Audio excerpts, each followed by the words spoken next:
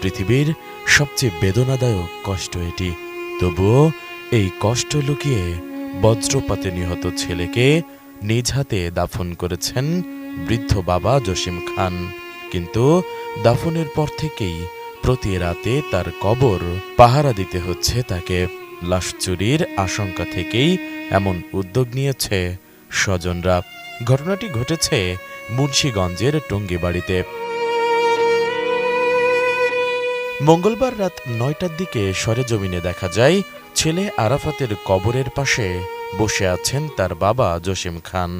সন্তানের কবর অক্ষত রাখা এবং লাশ চুরির আমি ১০ জায়গা এরা পরি দেয়, ৪-৫ জন লোক আছে এরা পরি দেয়।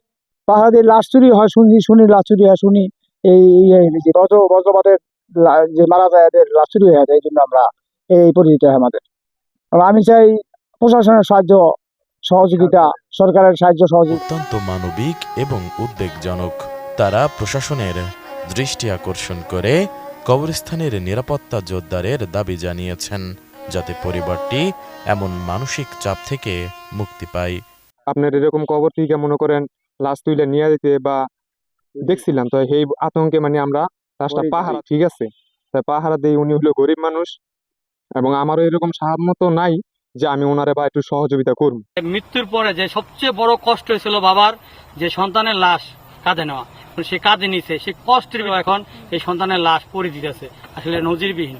এখন এই সন্তানের লাশটা যদি সরকার যদি পাহারা দেওয়ার ব্যবস্থা করে দিতেন, প্রশাসন যদি এখানে যদি তারা তো টল দেয়, এখানে যে একজন যদি থাকতেন, যেটা আমি ইউনু মহোদয়ের কাছে দৃষ্টি আকর্ষণ করি এবং প্রশাসনের কাছে দৃষ্টি আকর্ষণ করি।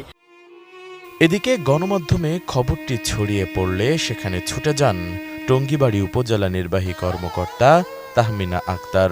ঘটনাস্থলে পৌঁছে পরিবারটির সঙ্গে কথা বলেন তিনি এবং পরিস্থিতি পর্যবেক্ষণ করেন। সেই সাথে কবরস্থান থেকে লাশ চুরির মতো কোনো ঘটনা যাতে না ঘটে সেজন্য স্থানীয় ২ জন গ্রাম পুলিশকে পাহারা দিতে নির্দেশ দেন এবং কবরস্থানটি লাইটিং ও সিসি ক্যামেরার আওতায় আনা হবে বলেও আশ্বাস দেন তিনি।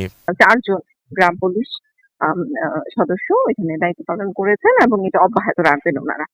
একই সাথে আমি ওনাদেরকে নির্দেশনা দিয়েছি, যেহেতু এটি একটি সামাজিক কবরস্থান, এখানে অনেক কবর রয়েছে, কোনো ধরনের কোনো অনাকাঙ্ক্ষিত ঘটনা যেন কোনোভাবে না ঘটতে পারে, সেজন্য প্রয়োজনীয় ব্যবস্থা নেওয়ার জন্য ওনারা ব্যবস্থা নিবেন।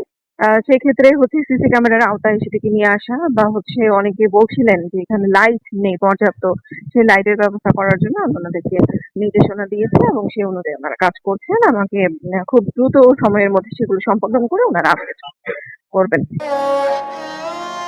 এর আগে আরাফাত মারা যাওয়ার দিনই জেলা প্রশাসকের পক্ষ থেকে পরিবারটিকে নগদ ২৫,০০০ টাকা আর্থিক সহায়তা প্রদান করেন UNO Tahmina Akter. Desk report, ATN news.